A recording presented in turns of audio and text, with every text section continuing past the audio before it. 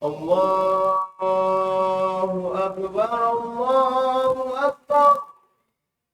La ilaha illallah.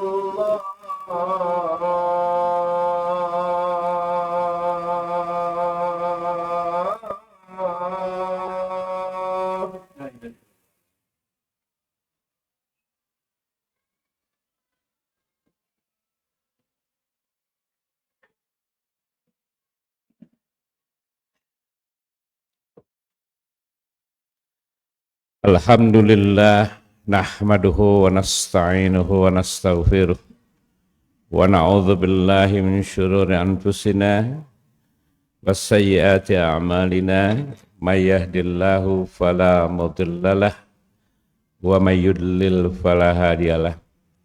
Asyhadu an la ilaha illallah wahdahu la syarikalah wa asyhadu anna Muhammadan abduhu wa rasuluh.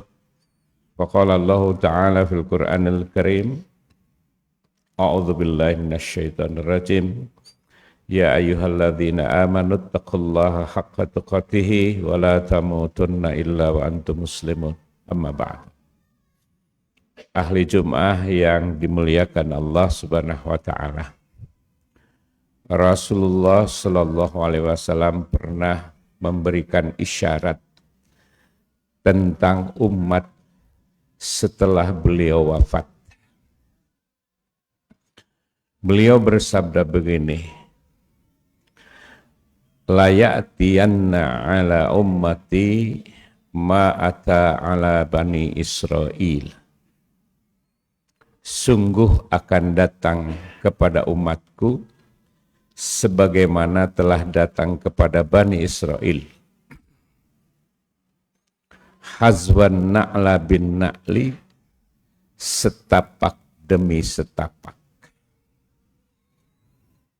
Hatta in kana minhum man ata ummahu ala niyatan, sehingga jika ada di antara orang Bani Israel itu yang memperkosa ibunya secara terang-terangan,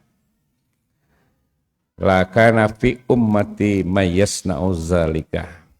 Sudah barang tentu dalam umatku pun akan ada yang melakukan seperti itu. Ini menunjukkan degradasi umat, perubahan-perubahan umat terhadap dekadensi moral yang terjadi setelah Rasulullah Shallallahu Alaihi Wasallam wafat. Pertanyaannya, apakah kejadian itu sudah terjadi?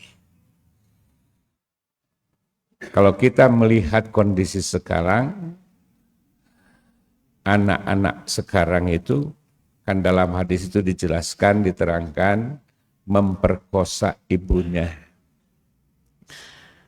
Sekarang itu bukan memperkosa saja, tapi berani membunuh kepada ibunya, kakeknya, neneknya.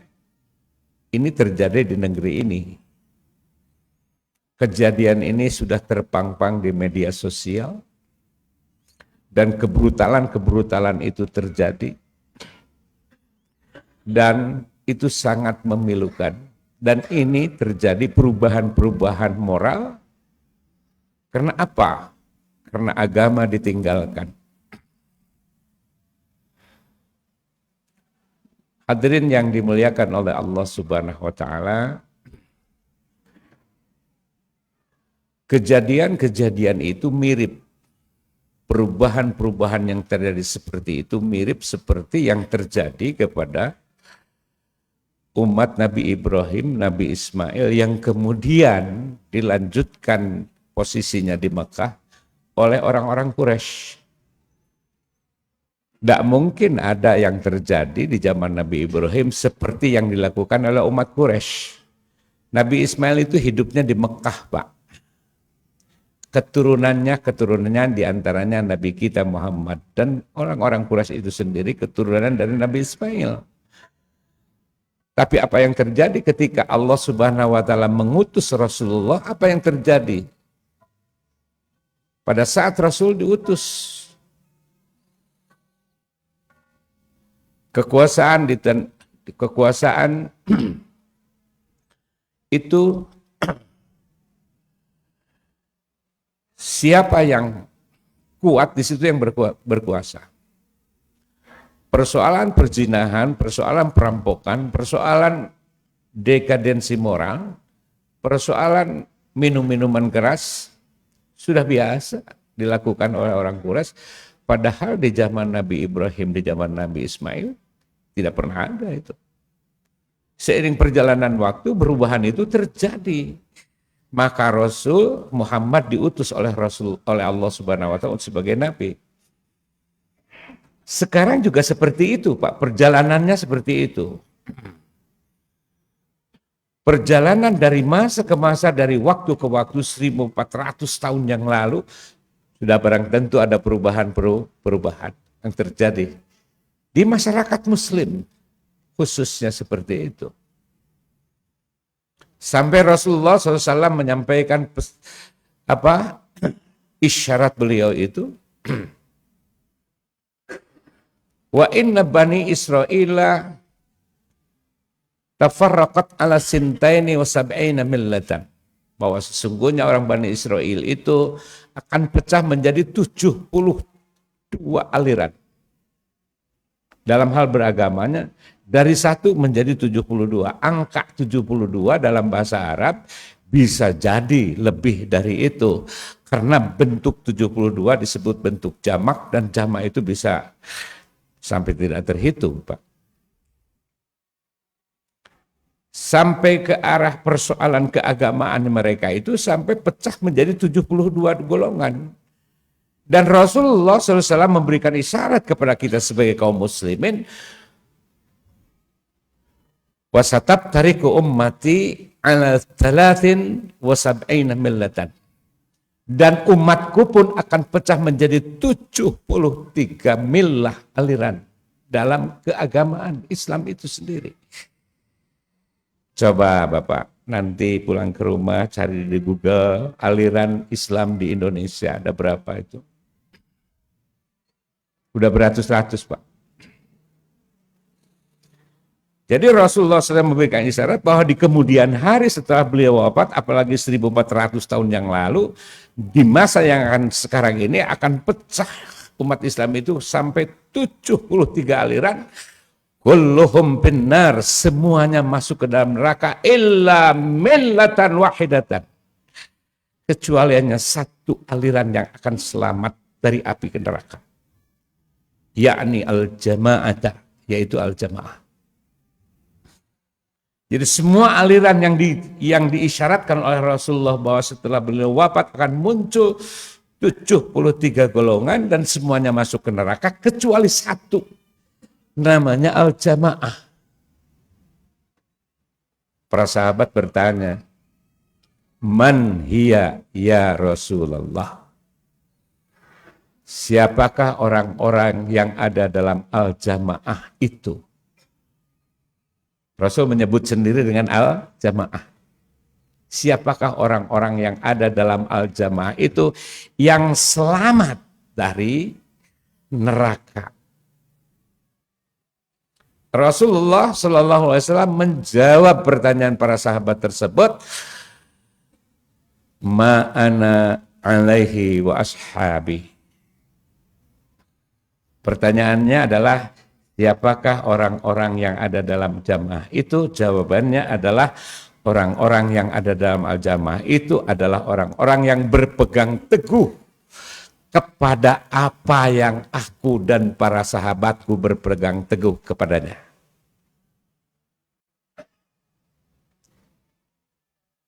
Boleh jadi bahwa yang disebut al-jamaah itu adalah kelompok Rasulullah SAW bersama para sahabatnya yang berpegang teguh kepada apa yang dipegang teguh oleh Rasul dengan para sahabat. Pertanyaannya, apa yang dipegang teguh oleh Rasulullah dengan para sahabatnya itu?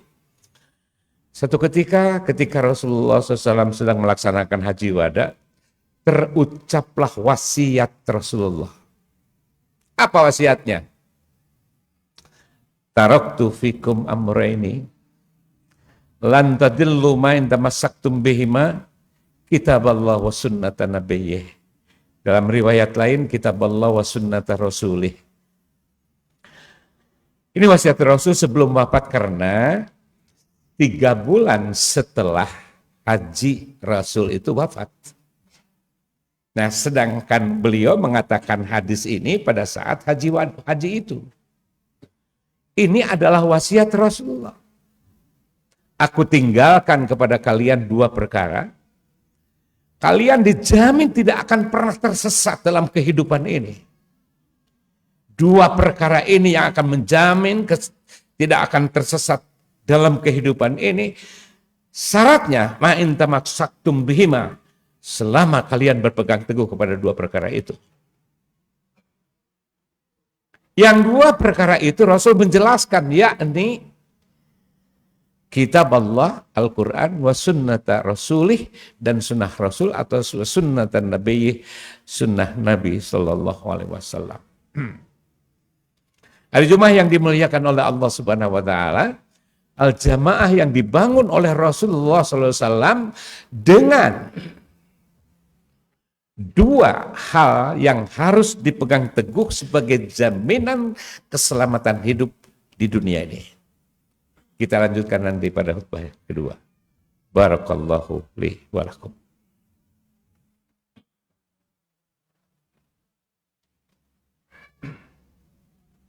Yang belum diisi di depan diisi dulu.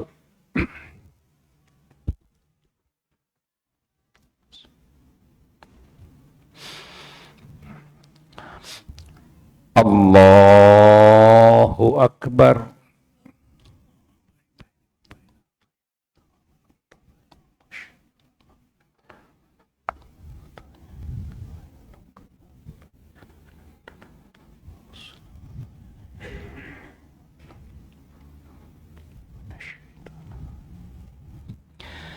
Bismillahirrahmanirrahim. Alhamdulillahi rabbil alamin. Ar-Rahmanir-Rahim. Maliki yaumiddin. Iyyaka na'budu wa iyyaka nasta'in. Ihdinas siratal mustaqim. Siratal ladzina an'amta 'alaihim ghairil maghdubi 'alaihim waladdallin. Amin.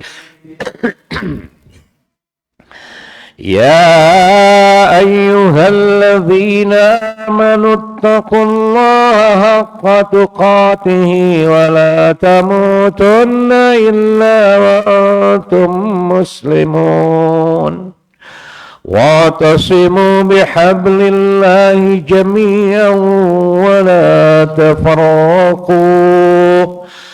واذكروا نعمة الله عليكم إذ كنتم أعداء فألف بين قلوبكم فأصبحتم بنعمته إخوانا وكنتم على شفا حفرة من النار فأنقذكم منها كذلك يبين الله لكم آياته لعلكم تهتدون. الله أكبر.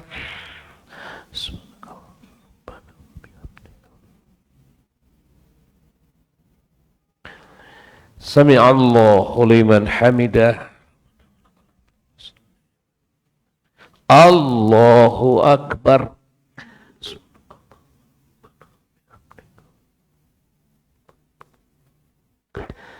Allahu Akbar.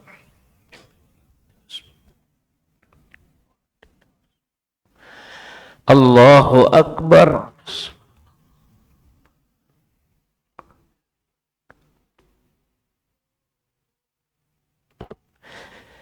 Allahu Akbar. Bismillahirrahmanirrahim. Alhamdulillahi Rabbil Alamin. Ar-Rahmanir-Rahim. Maliki Yaumiddin. Iyyaka na'budu wa iyyaka nasta'in. Ihdinas siratal mustaqim. Siratal ladzina an'amta 'alaihim ghairil maghdubi 'alaihim waladdallin.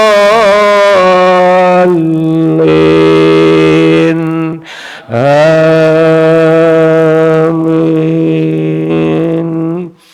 Bismillahirrahmanirrahim.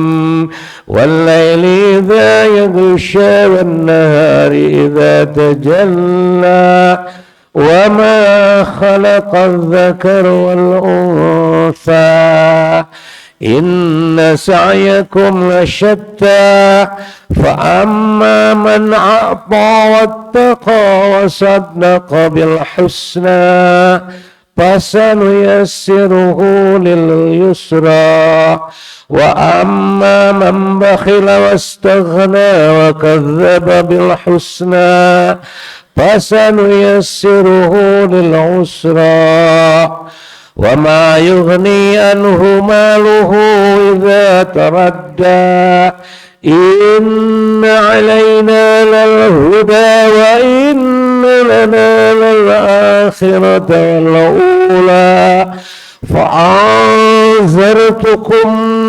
narun talazza la yaslaha illa al-ashqa alladhi kadzdzaba wa tawalla wa sayujannabuha al-atqa alladhi yu'ti malahu yatazakka wa ma li ahadin indahu min ni'matin tujza illa ibtigha'a wajhi rabbihil a'la wa la sawfa yarda. Allahu Akbar.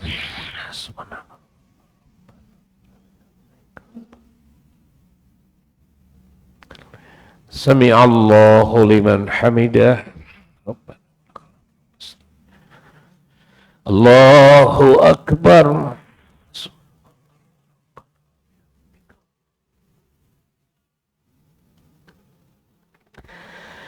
Allahu Akbar.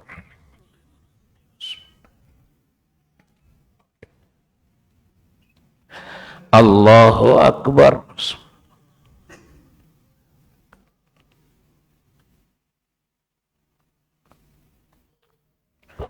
Allahu Akbar.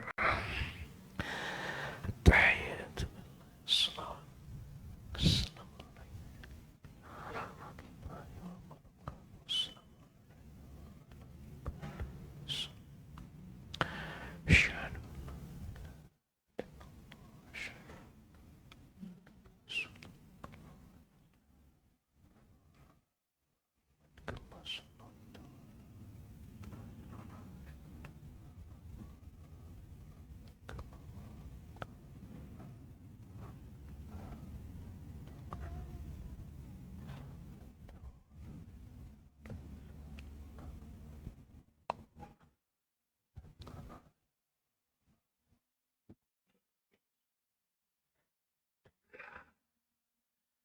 Assalamualaikum warahmatullahi. Assalamualaikum warahmatullahi.